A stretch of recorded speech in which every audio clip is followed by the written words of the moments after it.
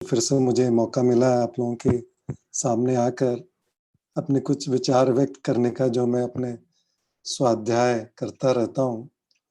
तो स्वाध्याय से जो भी मैं सीख पा रहा हूँ, उसको मैं अपने सामने प्रकट करता हूँ और मुझे मौका मिलता रहता है। तो इसके लिए मैं आप सबका बहुत आभारी हूँ, धन्यवाद आर्य समाज का, जो मुझे ये मौका मिलता रहता है। तो पहले हम शुरू करने से पहले मैं आप सभी लोगों से फिर से निवेदन करूँगा, जैसे मेरा हमेशा रहता है, कि इस विवेचना का आप सब लोग लाभ उठा पाएँ और मेरा ये प्रयास रहेगा कि आप इसके बाद कुछ सोच पाएँ, स्वाध्याय कर पाएँ और उस विषय को और अच्छे से समझ पाएँ। तो इसके लिए ज़रूरी है कि हम सब इसको ध्यान से सुन पाएँ और समझ पाएँ, तो इसका लाभ सभी को होगा। तो मैं आप सभी लोगों से निवेदन करूँगा, जहाँ भी आप बैठे हों, घर में किसी भी कोने में बैठे हैं, कहीं भी बैठे हैं, एक स्थित स्थान ले लें कुछ समय के लिए, 40-45 मिनट के लिए, और अपनी मन की स्थिति को थोड़ा-सा एकाग्र करने की कोशिश करें। और उसके लिए हम सबसे पहले गायत्री मंत्र करेंगे। तो आप सबसे प्रार्थना है कि आप जहाँ भी बैठे, एक स्थिति में बैठें और गायत्री मंत्र के द्वारा अपने मन को थोड़ा-सा स्थिर करने की कोशिश करें। तो आप सब मेरे साथ अपने मन में भी गायत्री मंत्र दोहराएँ। ॐ भूर्भुवः स्वः तत्सवितुर्वरेण्यं भर्गो देवस्य धीमहि धियो यो नः प्रचोदयात्। तो मैंने एक विषय बहुत दिनों से लिया हुआ है। सो हालाँकि मैंने बहुत पहले तो वैदिक फ्रेमवर्क को चालू किया था, क्योंकि सबसे बड़ी समस्या, दुविधा हम सबके लिए ये होती है कि इतना सारा ज्ञान है वेदों में, इतने सारा ज्ञान है, इतना हम प्रवचन सुनते हैं, इतने हम विद्वान लोगों के, ऋषियों के, स्वामियों के, आचार्यों के प्रवचन सुनते हैं। तो एक बहुत बड़ी दुविधा ये रहती है कि कैसे हम उसको व्यवहार में लाएँ? कैसे इन सारे ज्ञान को हम जोड़ पाएँ और इस तरह से जोड़ पाएँ कि हम उसको अपने दैनिक और दिनचर्या में भी जोड़ पाएँ, मतलब व्यावहारिक बना पाएँ। और जब तक कि ये ज्ञान व्यावहारिक ना बने, तब तक हमें इसका फ़ायदा भी नहीं है। और वेदों में बहुत स्पष्ट रूप से कहा गया है, वो ज्ञान ही नहीं है जब तक वो व्यावहारिक नहीं है। तो वेदों में जितना भी ज्ञान है वो व्यावहारिक ज्ञान है, हम उसको नहीं समझ पाते। ये हमारी सामर्थ्य क्या की कमी है। तो हमें अपने सामर्थ्य भी बढ़ाना है और यही मैं अपने अंदर कोशिश कर रहा हूँ, जितना भी ये ज्ञान है, जितना भी अ, इस तरह से सुनते हैं, प्रवचन सुनते हैं, किताबें पढ़ते हैं, स्वाध्याय करते हैं, कैसे इन सब चीज़ों को हम जोड़ पाएँ, कैसे इन सब चीज़ों को हम व्यवहार में ला पाएँ, तभी फ़ायदा होगा, तभी मुझे भी इसका फ़ायदा होगा और जो मैं आप लोगों को बता पाऊँ तो आपका भी फ़ायदा होगा, जिससे समय का सदुपयोग भी हो पाएगा। आप भी जो मुझे समय निकाल के सुन रहे हैं, उनका भी फ़ायदा होगा।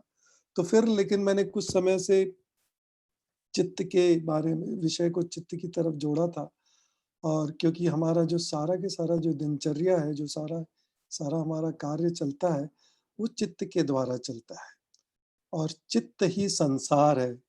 ये भी एक ये भी एक वाक्य है, किसी ऋषि ने ही कहा है। तो क्योंकि हमारा जो चित्त हमें ईश्वर ने दिया है, वो हमें सहयोग के लिए दिया है, हमारी सहायता के लिए दिया है और चित्त का काम है हमें सहयोग करते रहना।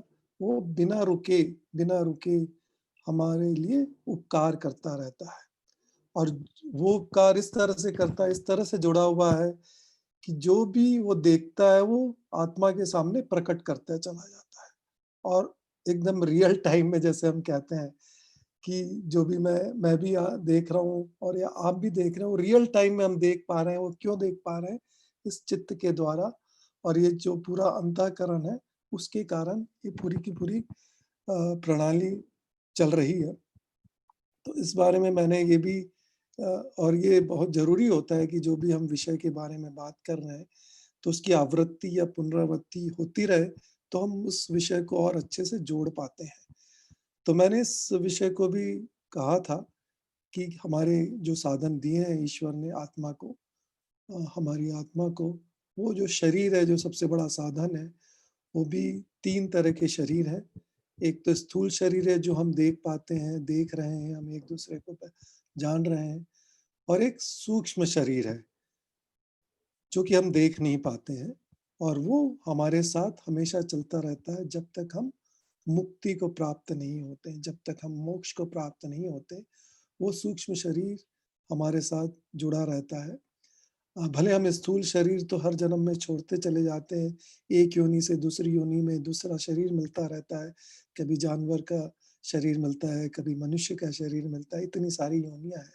लेकिन जो सूक्ष्म शरीर है वो नहीं बदलता, वो तो साथ ही चलता है और वो वही सेम रहता है जो शुरू से ईश्वर ने हमें दिया है, हमारी आत्मा को दिया है। लेकिन जो स्थूल शरीर है वो बदलता रहता है, और वो सूक्ष्म शरीर के साथ कारण शरीर भी जुड़ा रहता है, जो कि प्रकृति है, जो सत्व रज तम से बनी हुई है, जो प्योर प्रकृति कहते हैं। जो ये सारी चीजें कार्य रूप में प्रकृति की प्रकट है, जिसे हम प्रकृति जानते हैं, वो एक्चुअली शास्त्रीय भाषा में इसे विकृति भी कहते हैं।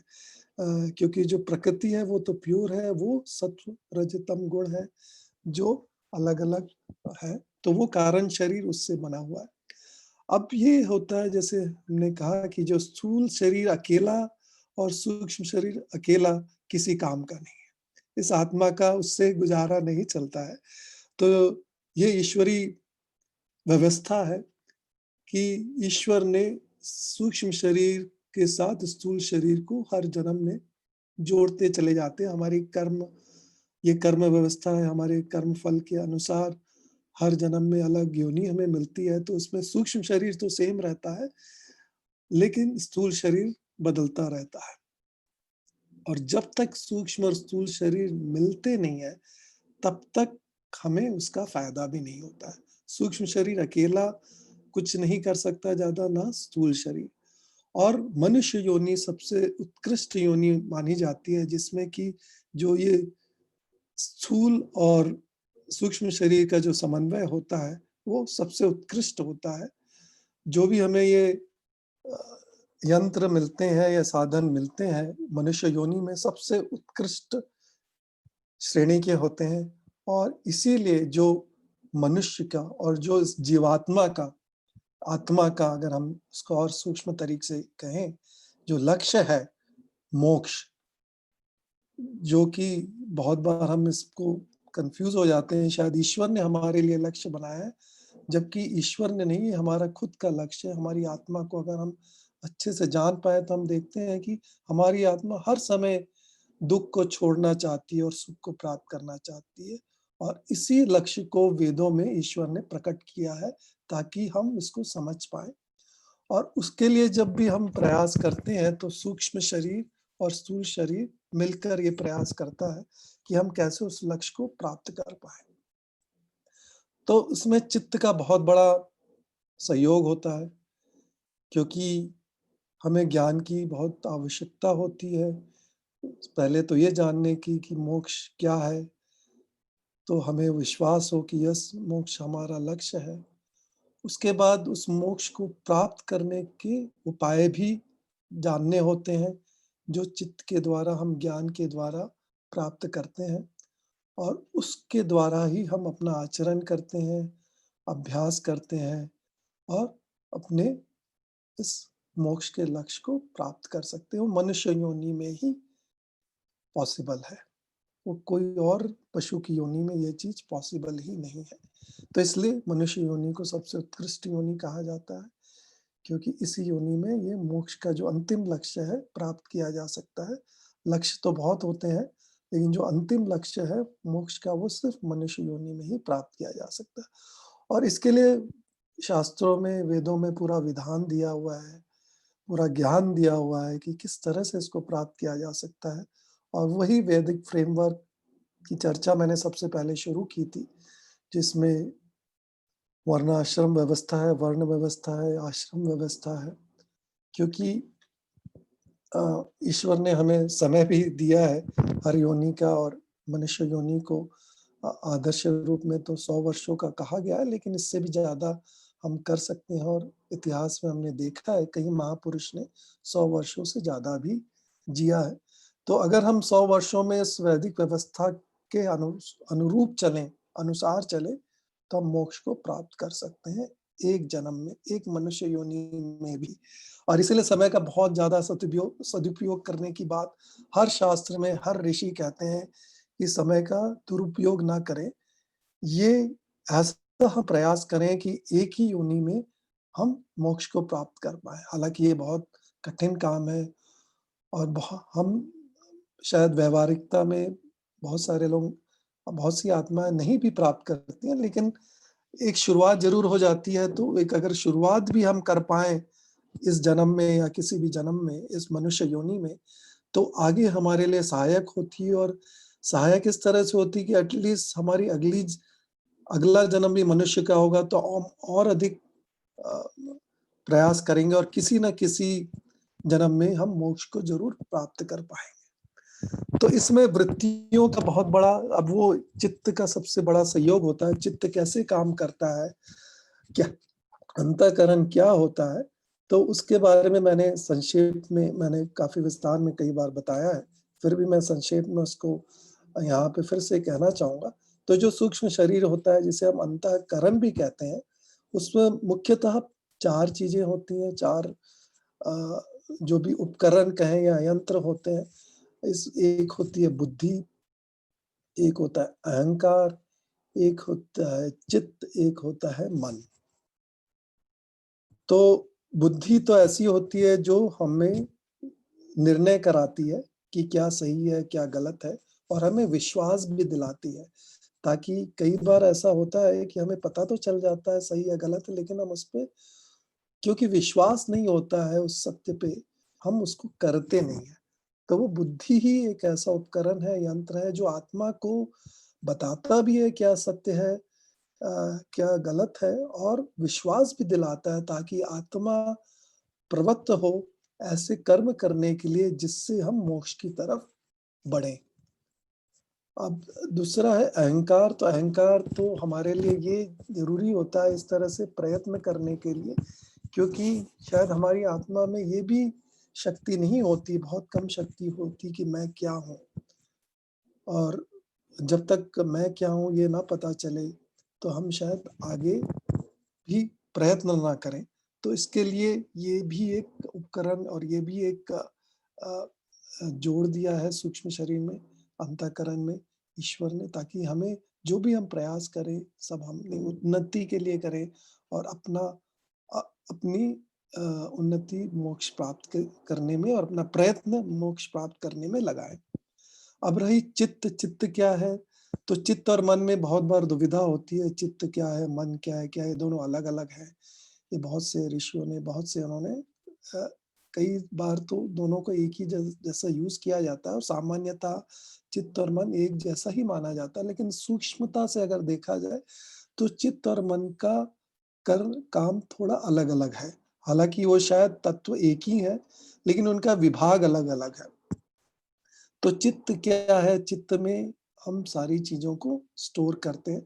तो चित्त का भी 2 काम कहा जाता है कि एक तो वो इच्छा प्रकट करता है, क्योंकि उसमें इतना सारा जो भी ज्ञान है, जो भी हम देखते हैं, जो भी हम सुनते हैं, जो भी हम ज्ञान प्राप्त करते हैं, जो भी हम कर्म करते हैं, कोई चीज़ वेस्ट नहीं होती, ये सारी की सारी स्टोर होती है। और वो कहाँ स्टोर होती है? वो होती है चित्त में। तो ये चित्त का बहुत बड़ा काम है कि, क्योंकि जो भी हम देख रहे हैं, वो चित्त के द्वारा देख रहे हैं, जो भी हमें ज्ञान प्राप्त हो रहा है, जो हमारे अंदर है, वो भी चित्त में है, चित्त के, तो इसलिए चित्त की महत्ता बहुत ज़्यादा बढ़ जाती है। लेकिन चित्त अकेला क्या करेगा? उसके लिए बाकी सारे उपकरण भी बहुत ज़रूरी हैं। तो मन मन का थोड़ा-सा डिवीज़न इस तरह से कर दिया उसका काम का, कि ये ज्ञानेंद्रियों और कर्मेंद्रियों से जुड़ा हुआ है।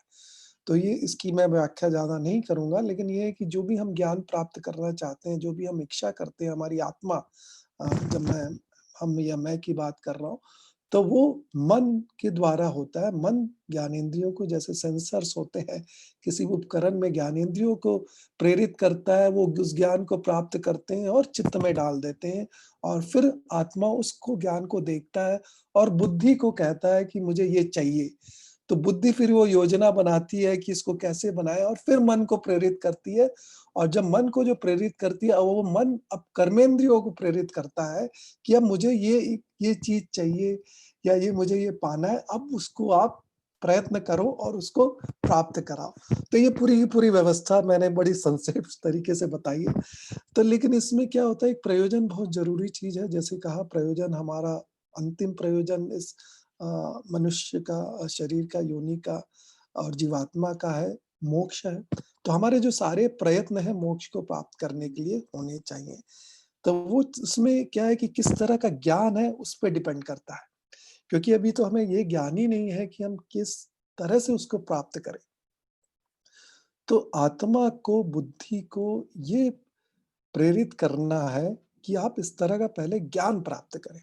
लेकिन हम इतने जन्मों से, हमारा इतने इतने जन्म हो चुके हैं, हमारे जो भी हमने देखा है, जो भी हमने किया है, जो भी हमने सुना है, सारी चीज़ें ऑलरेडी चित्त में पड़ी हुई हैं। तो वो ज्ञान कई बार सहयोगी भी होता है, कई बार बाधक भी होता है।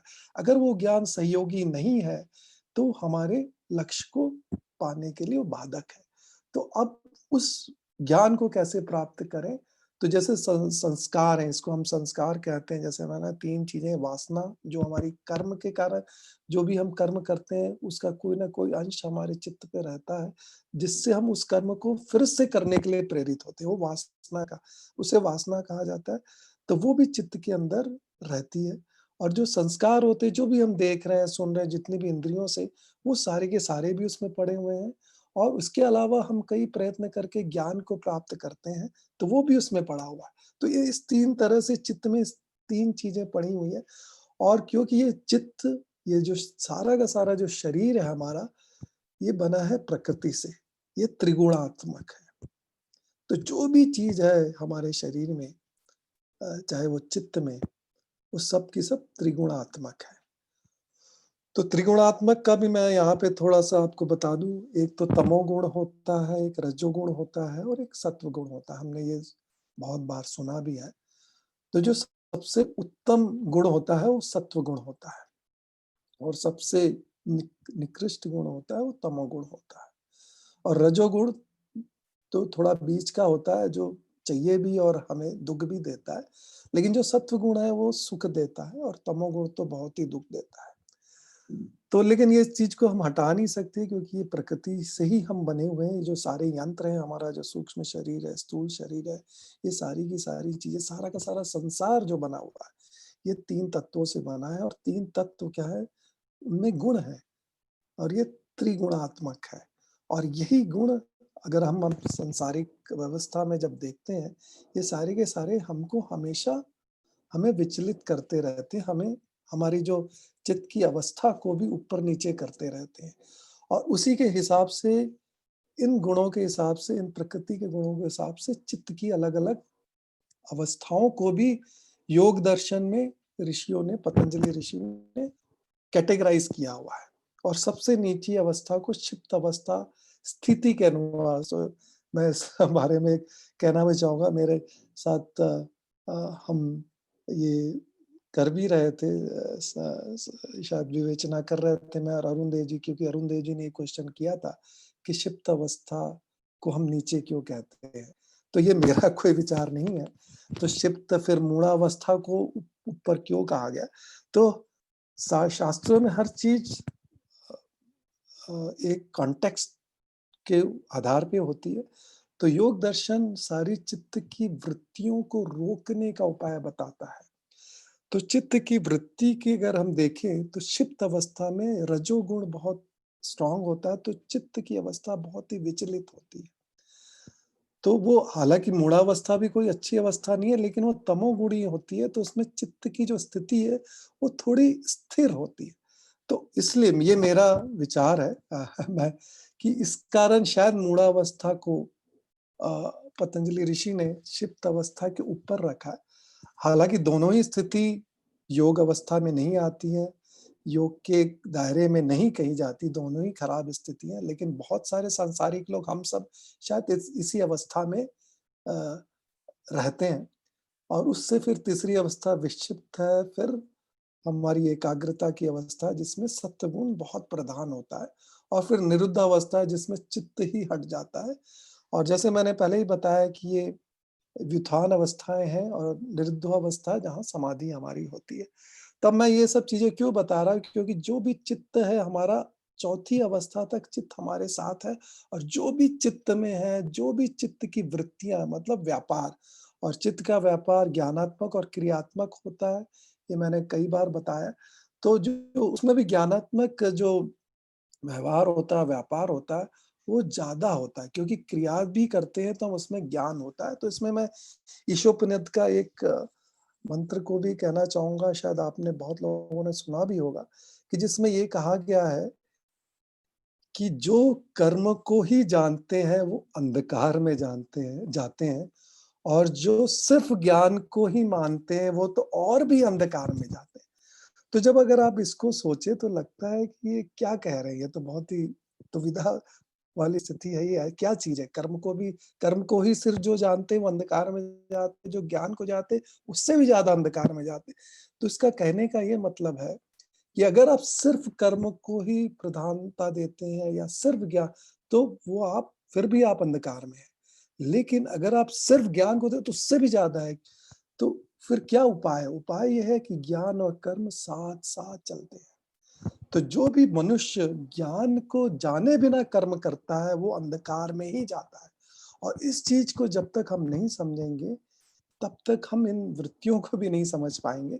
तो वो क्या होती है, जो चित्त की वृत्तियाँ जो चौथी अवस्था तक हमारी वृत्तियाँ चल रही हैं, जो चित्त का व्यापार चल रहा है, तो जो हम ज्ञानात्मक और क्रियात्मक दोनों को हम साथ लेके चल रहे हैं, और जो जिससे हमें ज्ञान हो रहा है, उसके द्वारा हम एक-एक जो भी स्टेप है, हम ऊपर चलते जा रहे हैं अपने लक्ष्य की तरफ। तो ये चित्त की जो वृत्तियाँ हैं, अब ऐसा है, अब योग दर्शन में कहा गया है, जो अंतिम लक्ष्य है चित्त वृत्ति निरोधा। लेकिन इसमें ये मतलब नहीं है कि हम अभी के अभी या हमेशा चित्त की सारी वृत्तियों को निरोध कर दें। तो मैंने पहले ही बताया, ये क्रमशः होता है। एक-एक चित्त की वृत्तियों को हमें रोकना है, और चित्त की वृत्तियाँ भी योग दर्शन में बताई हैं, 5 तरह की वृत्तियाँ हैं। तो वृत्तियों को मैं अगर व्यापार कहूँ तो शायद ज़्यादा सामान्य लोग समझ पाएँगे। जो चित्त का व्यापार है उसको भी 5 कैटेगरी में बताया गया है। जो हम सब जानते हैं प्रमाण के द्वारा जिस चीज़ों को हम जानते हैं, वो जो प्रमाण रूपी व्यापार है चित्त का, जिसके द्वारा हम जानते हैं, हमारी आत्मा जानती है चित्त के द्वारा, उसको प्रमाण वृत्ति कहते हैं। फिर विकल्प वृत्ति, जो विपर्य वृत्ति है, वो भी हम जानते तो प्रमाणों के द्वारा ही हैं, लेकिन हम उल्टा जानते हैं। ओके, क्योंकि हमारी संगति खराब होती है, या कई बार हम गलत शास्त्र पढ़ते हैं, जो गलत प्रमाणों को लेके जो हम जानते हैं, तो वो फिर वे व्यापार है, हमारा झूठा मिथ्या ज्ञान का व्यापार हमारे यहाँ अंदर चालू हो जाता है, और उस आत्मा को भी वही ज्ञान होता है, और उसके कारण हमारी बहुत दुर्गति होती है। और तीसरा है विकल्प। तो विकल्प क्या होता है, बहुत सारा ज्ञान हमारा शब्दों के द्वारा होता है। तो जिसमें क्या है कि वस्तु नहीं होती है, लेकिन शब्द के द्वारा हम बहुत सारा ज्ञान प्राप्त करते हैं, जैसे विशेषण लगा के। ईश्वर के बहुत सारे गुण हम, शायद वो वस्तुएँ नहीं हैं, लेकिन वो विशेषण लगा के हम ईश्वर के बहुत सारे गुणों को समझ पाते हैं। तो वो भी एक विकल्प वृत्ति, वो भी एक ज्ञान हमें प्रदान करता है, और आत्मा को बहुत ज्ञान होता है उस विकल्प वृत्ति के द्वारा। फिर हमारी निद्रा वृत्ति है, तो निद्रा वृत्ति एक अभाव की स्थिति है, जिसमें कि हमें ज्ञान जागृत अवस्था में नहीं हो रहा है, लेकिन हमें ये ज्ञान होता है जब भी हम निद्रा करते हैं कि मुझे ज्ञान नहीं हुआ। तो वो भी एक ज्ञान होता है, तो इसलिए उसको भी एक व्यापार कहा जाता है कि उस समय भी हमें कुछ ज्ञान हो रहा है। सुख का भी होता है, दुःख का भी ज्ञान होता है निद्रा से, और हमारी एक स्मृति वृत्ति होती है। तो स्मृति वृत्ति क्या होती है कि जो भी हमें ज्ञान होता रहता है, जो जागृत अवस्था में, वो हमारे संस्कारों के रूप में हमारे अंदर, हमारे चित्त में पड़ा रहता है, और हम उसको ही अंदर से याद करते हैं, स्मृति उठाते हैं, और उसके द्वारा भी हम अपना व्यापार मतलब अपना काम चलाते हैं। और बहुत सारा व्यापार, बहुत सारा जो भी हम काम करते हैं, वो एक्चुअली स्मृति वृत्ति के कारण ही करते हैं। क्योंकि हमारे अंदर इतना ज्ञान है, अपना अंदर इतनी स्मृति है, उसी को यूज़ कर के ही हम सारा काम करते हैं।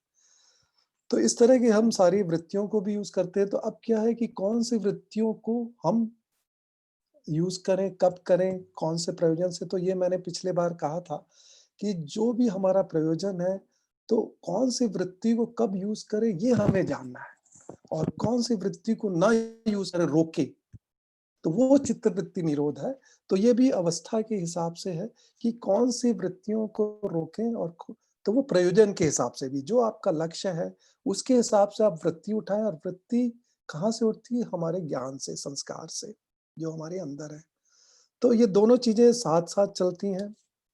हम कई चीज़ें नई-नई जानते भी रहते हैं, नया व्यापार करते रहते हैं, चित्त नई-नई चीज़ों को, और कई चीज़ें जो हमारे अंदर है उसको भी उठा-उठा के हम उसको यूज़ करते हैं।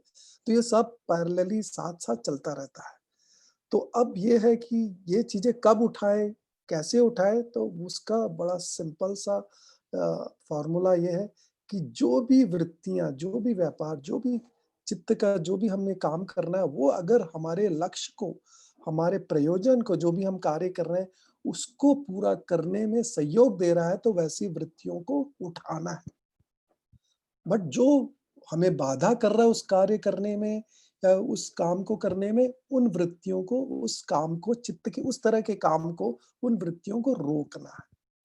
तो ये चीज़ें अलग-अलग तरह से होती हैं, जो जैसे-जैसे हमारा कार्य होता है, जैसे-जैसे हमारा लक्ष्य होता है, उसके हिसाब से हमें निर्णय करना है, उसकी तरह से हमें परीक्षण करना है, कौन-सी वृत्ति हमारे लिए ज़रूरी है, और उनको उठाना है और उनको यूज़ करके अपने लक्ष्य की तरफ बढ़ना है।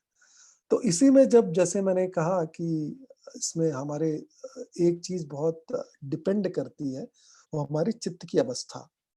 तो चित्त की अवस्था के हिसाब से योग दर्शन में अलग-अलग उपाय बताए हैं। तो जो जिनकी अवस्था बहुत उत्तम है, एकाग्र अवस्था में ऑलरेडी है, तो उनके लिए बताया गया है कि अभ्यास और वैराग्य के द्वारा वो उसी का सिर्फ़ वही उपाय अगर अपनाएँ, तो वो मोक्ष को प्राप्त कर सकते हैं। लेकिन उस जो मध्यम जिनकी चित्त की अवस्था है, तो वो तप, स्वाध्याय, ईश्वर प्राणिधार के उपाय से आगे बढ़ सकते हैं और मोक्ष के लक्ष्य को प्राप्त कर सकते हैं। लेकिन हम में से जो बहुत सारे सांसारिक लोग हैं, मैं हूँ, शायद आप ही जान पाएँगे कि आप किस चित्त की आपकी क्या अवस्थाएँ हैं। तो हम शायद निचली अवस्थाओं में हैं, तो निचली अवस्थाओं के लिए भी योग दर्शन ने उपाय दिए हैं, और उसका उपाय वो अष्टांग योग कहा जाता है, जो यम नियम से चालू होता है। और यही मेरा विषय में और ज़्यादा मैं डीप जाते जा रहा हूँ। तो अब यहाँ पे अब ये होता है कि सबसे पहले होता है कि हमें क्या चीज़ें, कौन-सी वृत्ति सामान्य रूप से सांसारिक रूप में परेशान करती हैं, जिनको हमें हटाना है या जिनको हमें अच्छा करना है, ठीक करना है। तो अगर आप देखेंगे तो योग दर्शन में जो हमारे निम्न स्तर के लोगों को, मैं अपने आप को उस स्तर में मान रहा हूँ, तो सबसे पहला क्या चीज़ हमें हटानी है? तो उन्होंने कहा यम। और यम का क्या है? यम का मतलब है हम जो दूसरों के साथ जो हमारा व्यवहार है, यम का एक्चुअल मतलब तो होता है दुःख को छोड़ देना। तो छोड़ना, तो हमको एक्चुअली अगर हम यहाँ पे दुःख को देखें, तो हमारे बहुत सारे दुःख हैं, त्रिविध दुःख कहा जाता है। बहुत सारे शास्त्रों में आप सुना होगा त्रिविध, आदि भौतिक, आध्यात्मिक और आदि दैविक, जो भी हमारे दुःख हैं, उनको हटाना ही मोक्ष है। तो ये भी शास्त्रकारों में, ऋषियों में, ये भी आपको हमेशा इस तरह के 2 चीज़ें दिखेगी जब हम मोक्ष की बात करते हैं, दुःख को हटाना और सुख को प्राप्त करना। तो इसमें से क्या चीज़ की प्राथमिकता दी जाए? तो इसमें मैं आपको एक एग्ज़ाम्पल और उदाहरण देना चाहूँगा। अगर हम में से कोई बीमार है, हालाँकि हम जैसे मीठा खाना बहुत पसंद करते हैं, लेकिन अभी मैं बीमार हूँ, बुखार है मुझे, और उस समय कोई मुझे मिठाई ला के दे, तो आप खाना पसंद करेंगे? नहीं, क्योंकि आपकी इच्छा ही नहीं है। तो वो है तो सुख का प्रदान करने वाला, वो मिठाई आपको पता भी है, लेकिन क्योंकि अभी आप दुःख से इतने ज़्यादा, आपका जो बीमारी से आप इतने ज़्यादा प्रभावित हैं, दुःख से, कि वो सुख का आपको कोई अनुभव नहीं हो सकता। तो इसलिए शास्त्रकारों ने, ऋषियों ने, मुनियों ने क्या कहा है, प्राथमिकता क्या है? दुःख को हटाना। हम जैसे-जैसे दुःख को हटाते जाएँगे, वैसे-वैसे हम सुखी होते जाएँगे। तो ये प्राथमिकता ऐसा मतलब, और उसके बाद फिर सुख आएगा तो हम उसको अनुभव कर पाएँगे। अगर दुःख के रहते हम कोई सुख को अनुभव नहीं कर पाएँगे। तो इसलिए प्राथमिकता, चाहे ये योग दर्शन है या कोई भी शास्त्र है, वो पहला प्राथमिकता देते हैं कि कैसे हम दुःख को हटाएँ। तो इसीलिए आप देखेंगे जो पहला अष्टांग योग का जो पहला उपाय या पहला जो स्तर है, पहला स्टेप है, वो यम है कि दुखों को हटाएँ। यम का मतलब है। तो अब उसमें भी यम में जो दूसरों का जो दुःख को हटाएँ, तो उसमें भी जो दूसरों के द्वारा होने वाले दुःख को हटाएँ। इन्होंने सबसे पहले यम को रखा। तो इसमें अब मेरा विचार है, मैं जितना स्वाध्याय जो चिंतन करता हूँ, कि ऐसा क्यों किया पतंजलि ऋषि ने कि यम को सबसे पहले डाला, नियम को क्यों नहीं डाला? तो मुझे जहाँ तक लगता है कि हम जो दुखी होते हैं, दूसरों से ज़्यादा दुखी होते हैं। तो हो सकता है ये जो हमारी सामान्य प्रवृत्ति है कि हम दूसरों से ज़्यादा दुखी होते हैं, ये पतंजलि ऋषि तो मनोयोग के बहुत बड़े एक्सपर्ट थे, तो उन्होंने भी इस चीज़ को जाना ही। तो उन्होंने सबसे पहला उपाय बताया कि दूसरों दूसरों से कैसे व्यवहार करें, दूसरों से कि जिससे होने वाले दुःख को कैसे हटाएँ। तो उसका उपाय उन्होंने यम में दिया। और एक और चीज़ मैं यहाँ कहना चाहूँगा कि जो हमारे जितने भी हम वेदों में या विद्वानों से जो भी सुनते हैं उपाय, जिस तरह के, सो उसमें हम किसी दूसरों को परिवर्तन करने का कोई उपाय नहीं होता है। जो भी उपाय होता है वो स्वयं का उद्धार करने का होता है, स्वयं के सुधार करने का होता है। क्योंकि ये चीज़ भी एक अटल सत्य है कि हम दूसरों को तब तक नहीं बदल सकते जब तक हम अपने आप को नहीं बदल सकते। और यही गांधी जी ने भी कहा है, be the change you want to see in others. तो यही चीज़ हमारे ऋषि मुनियों बहुत सालों से, और वेदों में भी यही चीज़ की परंपरा है बहुत, क्योंकि यही व्यावहारिक है। तो हम अगर किसी दूसरों को भी प्रभावित करना चाहते हैं, इन्फ्लुएंस करना चाहते हैं, तो पहले हमें आदर्श बनना पड़ेगा। चाहे वो अपने बच्चों के लिए हो, चाहे वो अपने परिवार के लिए हो, चाहे वो अपने राष्ट्र के लिए हो। और इसी चीज़ को ही मानकर ये योग दर्शन भी लिखा गया है। तो जब हम दूसरे से दुःख को दूर करने की बात करते हैं यम में, तो क्या उपाय है? हम दूसरों से क्यों दुखी होते हैं? अब ये भी हमें समझना होगा। हम दूसरों से दुखी होते हैं क्योंकि हमें ये लगता है कि दूसरे हमारे साथ अच्छा व्यवहार नहीं करते। लेकिन हम जब उस चीज़ को थोड़ा और सूक्ष्मता से देखें कि दूसरे हमारे साथ अच्छा व्यवहार क्यों नहीं करते, तो हम ये जान पाते हैं कि क्योंकि हम उनसे अच्छा व्यवहार नहीं करते। और यही यही रूट कॉज़ है, यही एक्चुअली कारण है कि जो कोई भी हमसे अच्छा व्यवहार क्यों नहीं करता, क्योंकि हम उससे अच्छा व्यवहार नहीं करते। अगर आप इस चीज़ को थोड़ी सूक्ष्मता से अपने सारे व्यवहारों में देखेंगे, चाहे वो अपने पति के साथ हो, पत्नी के साथ हो, बच्चों के साथ हो, मित्र के साथ हो, बॉस के साथ हो, किसी के भी साथ हो, तो वो ऐसा व्यवहार क्यों है? तो एक रीज़न तो ये है, लेकिन फिर भी आप कहेंगे कि हमेशा तो ऐसा नहीं होता। कई बार जो सामने वाला व्यक्ति दुर्भावना से भी कुछ चीज़ें करता है, तो उसके लिए तो मैं ज़िम्मेदार नहीं हूँ। हाँ, कई बार शायद ऐसा भी होता है। तो हमें यहाँ पे ये चीज़ भी समझना ज़रूरी है कि हम समाज में किस तरह के लोगों से मिलते हैं, उनको भी हमें जानना ज़रूरी है। तो यहाँ पे भी एक ब्रॉड कैटेगरी, तो आज का जो मेरा जो भी है, ये मैं हर एक संबंध के बारे में भी डिटेल में जानना चाहूँगा, जिससे हर संबंध मतलब पति-पत्नी का संबंध, पिता-पुत्र का संबंध, मित्र का संबंध में कैसे व्यवहार करना है, उसको आज मैं नहीं कवर पाऊँगा। आज मैं सैद्धांतिक रूप से इस चीज़ को कवर करना चाहता हूँ कि जो भी हमारे संबंध हैं, मनुष्यों से या अन्य आत्माओं से, उनका आधार क्या होना चाहिए? वो किस तरह से हम उसको किस तरह से हम उसे अच्छा कर सकते हैं? किस तरह से वो हमारे लिए सुखपूर्वक हो सकते हैं? क्योंकि सबसे ज़्यादा दुःख हमें दूसरों से इसीलिए होता है और अपनों से कम क्यों होता, अपने से कम क्यों होता, होता तो अपने से भी बहुत दुःख है। हालाँकि सारे के सारे दुःख अंततः तो खुद के ही होते हैं, खुद के द्वारा ही अनुभव भी करते हैं। लेकिन जो दूसरों के द्वारा होता है वो हम उससे ज़्यादा फ़ील करते हैं, क्योंकि हमें शायद उसमें कंट्रोल भी नहीं रहता। तो हमें ये लगता है कि वो दुःख ज़्यादा बड़ा है। अगर हम खुद गलती करते हैं, तो हम तो मान लेते हैं अरे कभी-कभी हो जाती है। लेकिन अगर कोई दूसरा गलती करता है तो हम नहीं मान पाते हैं कि इसने क्यों गलती की ऐसी। तो ये भी एक हमारे संस्कार है जो इतने जन्मों से हमारे अंदर चित्त में पड़े हुए हैं, कि जिसके कारण बहुत मुश्किल होता है कि दूसरों की गलती को समझना या मानना। अपनी गलती को तो मान लेंगे कि माफ़ भी कर देंगे, लेकिन दूसरे की गलतियों को माफ़ करना हमारे लिए इतने आसान नहीं होता है, क्योंकि ये संस्कार इतने दृढ़ हैं, इतने जन्मों से है कि इतने आसानी से हम उसको बदल नहीं सकते, बदल नहीं पाते। तो अब जब मैं ये कह रहा था कि दूसरों से जब हमारे जो दुःख होता है, तो जैसे इसमें कहा कि हम अपने आप को कैसे, क्यों मेन एक कारण तो ये होता है क्योंकि हम उनके साथ अच्छा व्यवहार नहीं करते, लेकिन फिर भी कई बार होता है, कुछ लोग दुर्भावना से भी व्यवहार करते हैं। तो यहाँ पे ऋषि दयानंद का शास्त्रों में ये उपाय भी दिया गया है। तो अगर आप देखेंगे तो सामान्यतः 4 स्तर में लोगों को हम बाँट सकते हैं।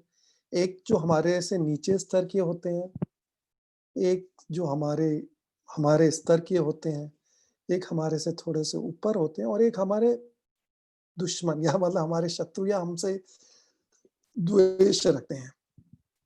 तो ये मेनली ये 4 तरह के लोगों को ग्रुपिंग की गई है अगर आपको सामान्य तरह से समझाने के हिसाब से इन शास्त्रों में।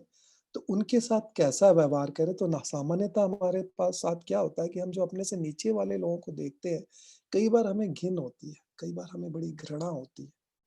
तो ये बड़ा हमारा नेचुरल, ये भी हमारे अ, कुसंस्कार है कि हमें नीचे वालों को देख के कई बार ऐसा होता है कि अरे मैं इससे बात नहीं कर सकता, मैं इससे इसको दूर रखो मेरे से। तो वो क्या अच्छा अच्छा व्यवहार है? नहीं, ये अच्छा व्यवहार नहीं है। ऐसे ही मित्र जो हमारे सेम लेवल पे हैं, वो अगर ऊपर बढ़ते हैं या वो कुछ अच्छा काम करते हैं या उनकी कोई प्रशंसा भी करता है, तो भी हमें दुःख होता है, यार उसकी तो बड़ी प्रशंसा हो रही, जलन होती है। क्या वो अच्छा व्यवहार है? नहीं, शायद वो भी अच्छा व्यवहार नहीं है। और जो हमसे ऊपर होते हैं, तो कई बार हमें लगता है ये हमसे ऊपर क्यों है? वो जबकि हमसे ज़्यादा ज्ञानी है, हमसे ज़्यादा जैसे हमारे विद्वान लोग हैं और वो सब हैं। कई बार हमें भी उनसे द्वेष हो जाता है क्योंकि वो हमसे ऊपर है, ये देखकर। और डेफ़िनेटली जो लोग हमारा हमसे द्वेष रखते हैं, उनसे तो हमें हमेशा रहता है दूर रहूँ और उनसे हमें बड़ी शत्रुता होती है, हमें उनसे हमेशा द्वेष रहता है। तो वो क्या सही है? नहीं, तो ये जो नेचुरली हमारे अंदर ये फीलिंग आती है। अब मुझे नहीं पता आप में से कितने लोगों को आती है, लेकिन अगर मैं इस चीज़ को देखूँ तो हाँ, कई बार ऐसा होता है कि जो हमसे नीचे लोगों को देख के हमें कई बार घृणा-सी होती है। अपने लोगों को, अपने समान लेवल पे लोगों को अगर थोड़ा-सा उन्नति करता हुआ देखते हैं या उनकी प्रशंसा सुनते हैं तो थोड़ी-सी जलन होती है। या फिर जो हमसे ऊपर है तो हमें लगता है वो हमसे ऊपर क्यों है? तो वो भी थोड़ी-सा हमको परेशान करता है और जो हमारे शत्रु उनके बारे में भी हम हमेशा बुरा सोचते रहते हैं। तो ये क्या अच्छा व्यवहार है? नहीं। तो वेद और शास्त्र कहते हैं इस तरह का व्यवहार नहीं होना चाहिए हमारा, कैसा होना चाहिए? तो ऋषि दयानंद ने सत्यार्थ प्रकाश में भी लिखा है और भी बहुत सारे ऋषि मुनियों ने बताया है, जो हमसे नीचे है, जो जिनमें अभाव है, अभावग्रस्त है, गरीब है, जिनमें बहुत साधनों की जिनमें वो है, बीमार है, लाचार है कई तरह से, तो उसके प्रति हमें क्या भाव रखना चाहिए? दया का भाव, दयालुता। और जो हमारे सेम लेवल में उनसे हमें कैसा रखना चाहिए? मित्रता का। तो हमें अगर वो उसकी उन्नति हो रही है तो हमें खुश होना चाहिए, ताकि हमें भी प्रेरणा मिले कि हम भी उन्नति करें, ना कि हम उनसे जलन करें। तो जो हमारे सेम लेवल के हैं उनसे हमें मित्रता करनी चाहिए, हमें उनके साथ रह के खुश रहना चाहिए, क्योंकि मित्र तो चाहिए ही हमें, बिना मित्र के तो हम रह नहीं सकते। और फिर जो हमसे ऊपर हैं, उनसे हमें जलना नहीं चाहिए, हमें उनका सम्मान करना चाहिए।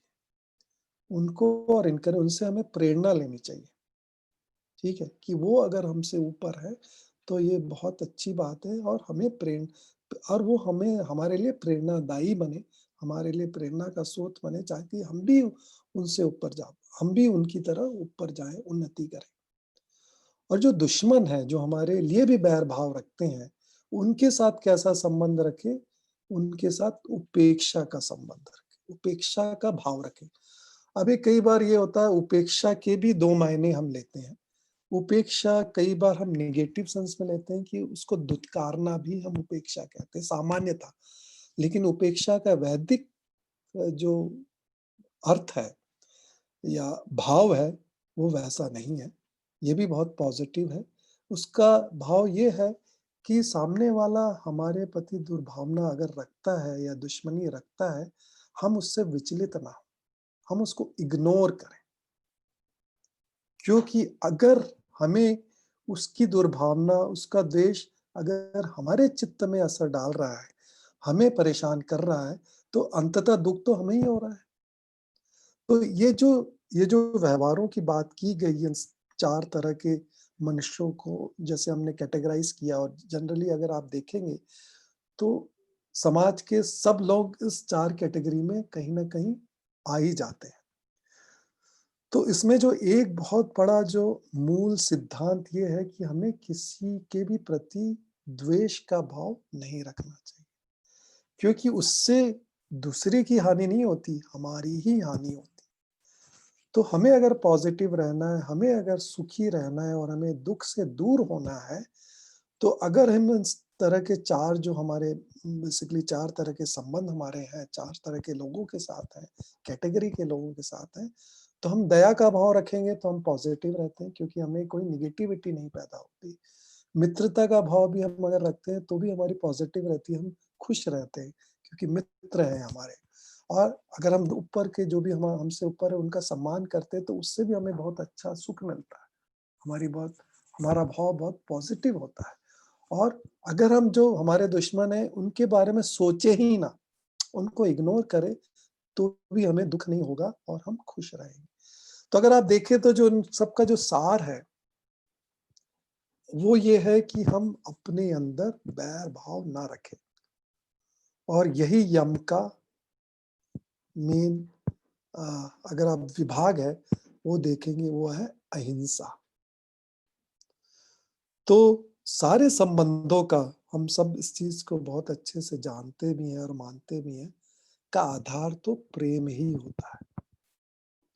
और प्रेम कहाँ होगा जहाँ वैर नहीं होगा।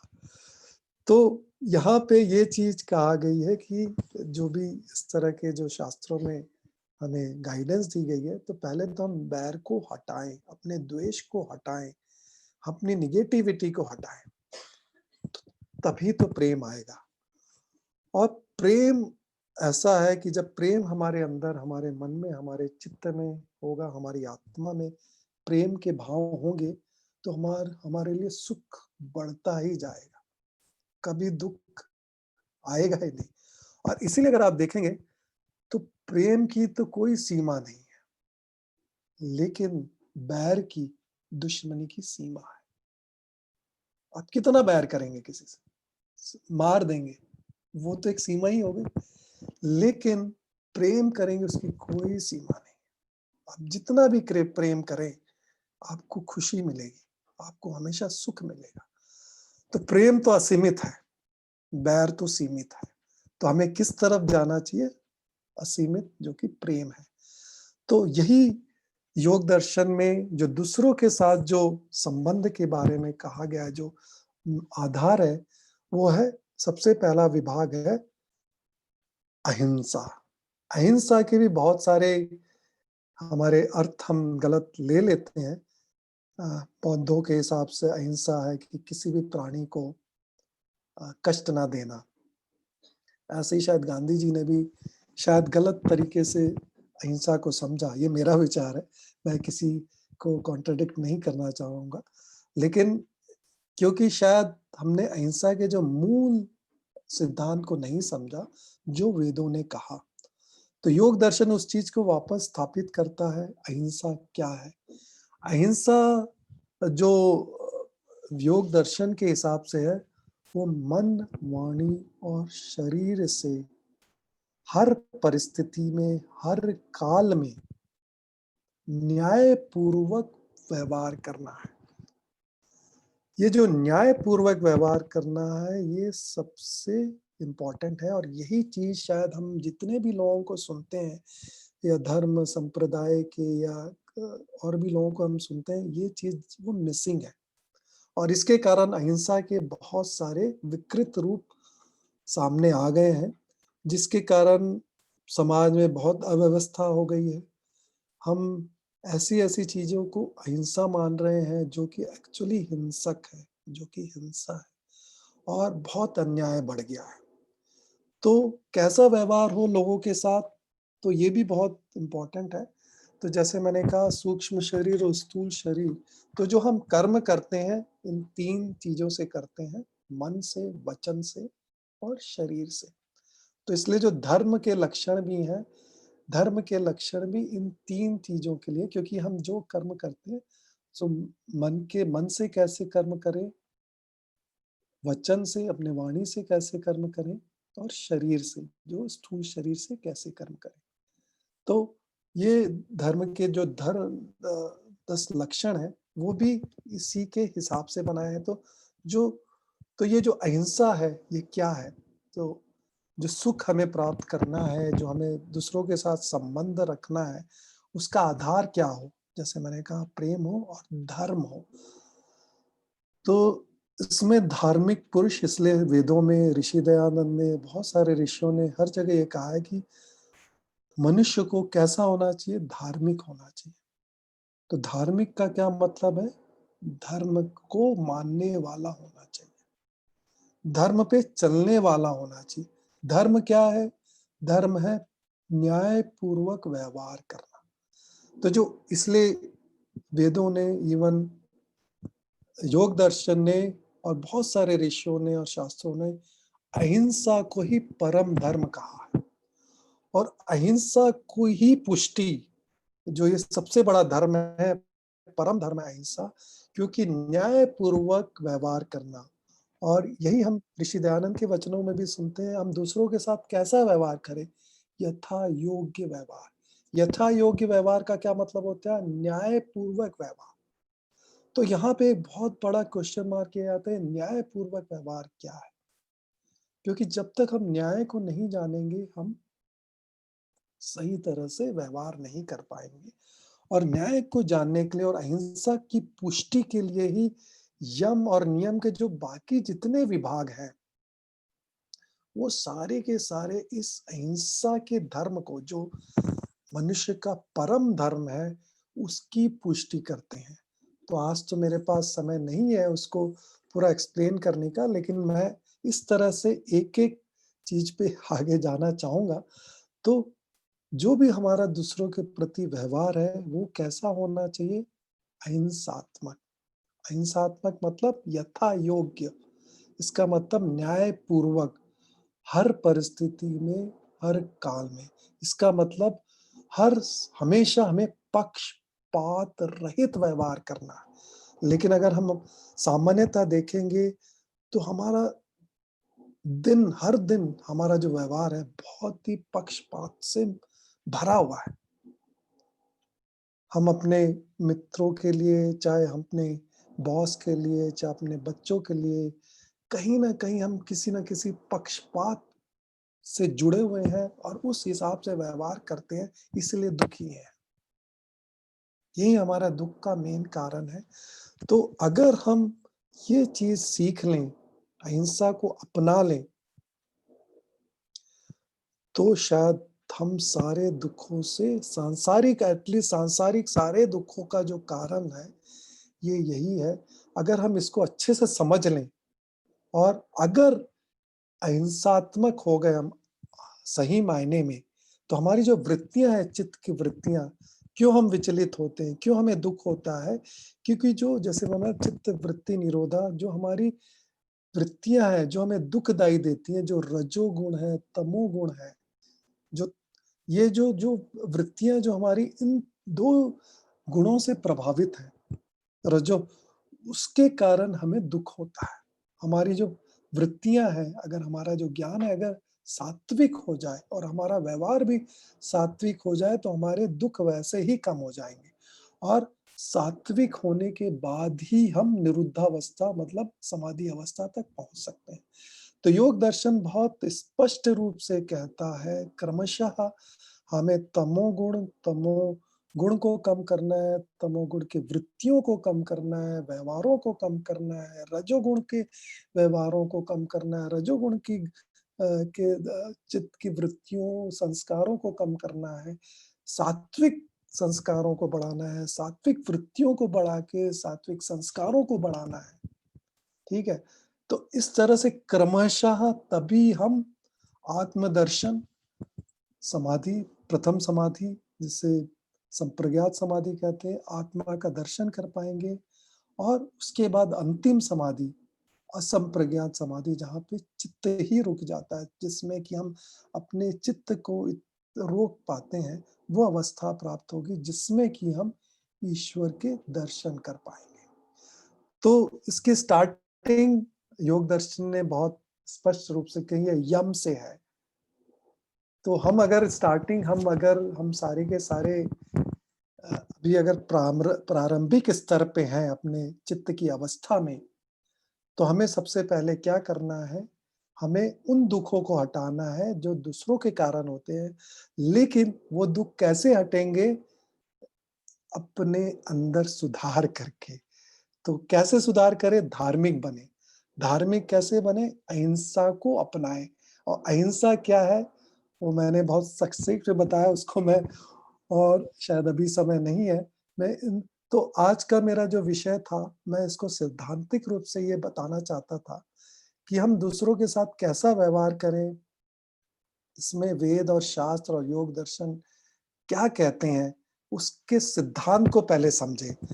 तो जैसे मैंने बताया 4 स्तर की अगर हम देखें तो हम 4 तरह के 4 कैटेगरी में लोगों को डाल सकते हैं, जो हमारे सामान्य स्तर पे हैं, जो हमसे नीचे हैं, हमसे ऊपर हैं या हमारे दुश्मन हैं या वो है। तो उनसे वेदों में और शास्त्रों में और ऋषि दयानंद ने कैसे व्यवहार करने का कहा गया है। और दूसरों बाकी जो सैद्धांतिक ये है कि जो हमसे हमें लगता है कि लोग हमसे दुर्व्यवहार करते हैं, वो इसलिए करते हैं कि क्योंकि हम उनसे दुर्व्यवहार करते हैं।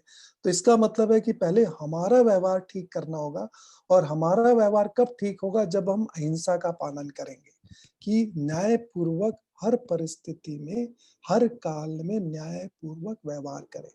तो इसे हमें सीखना होगा, जो मैं आगे आने वाली मुझे अगर मौका मिलेगा तो आगे आने वाली जो भी श्रृंखला में मैं उन चीज़ों को एक-एक तरह से कवर करना चाहूँगा कि कैसे सीखें हम।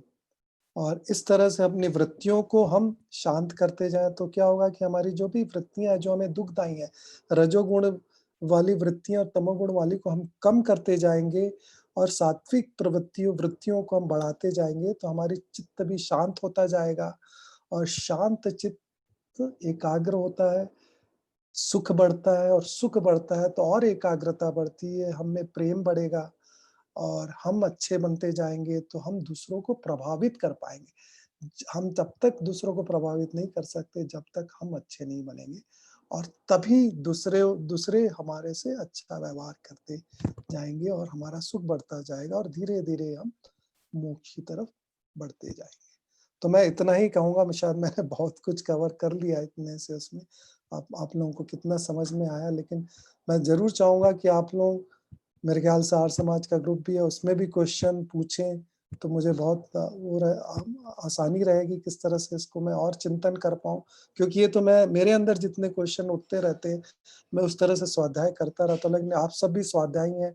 जो भी आप स्वाध्याय कर रहे हैं, कुछ क्वेश्चन्स हैं आपके अंदर, कुछ आपके वो है तो ज़रूर सामने लाएँ ताकि हम भी उस पे चिंतन करें और हम सब as a group Arya Samaj के ग्रुप में इस चिंतन के द्वारा, स्वाध्याय के द्वारा अपनी उन्नति करें। नमस्ते जी, धन्यवाद।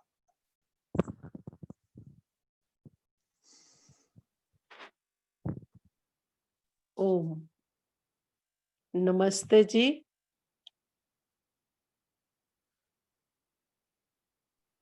आशीष जी, बहुत अच्छे से आपने समझाया कि कौन सी वृत्तियों को रोकें और कौन सी वृत्तियों को उठाएं। लक्ष्य की ओर ले जाने वाली वृत्तियों को उठाना होगा और लक्ष्य से दूर ले जाने वाली वृत्तियों को रोकना होगा। और उसके लिए जो सही तरीका है, हम कैसे उन वृत्तियों को रोक सकते हैं, कैसे उभार सकते हैं, पहले हम स्वयं को अपने दुखों से दूर करें, जो आत्मा का मुख्य उद्देश्य है। त्रिविध दुखों की अत्यंत निवृत्ति, पुरुषार्थ, पुरुष का अर्थ प्रयोजन ही यही है मनुष्य जीवन का, कि उन दुखों से हम निवृत्ति प्राप्त करें।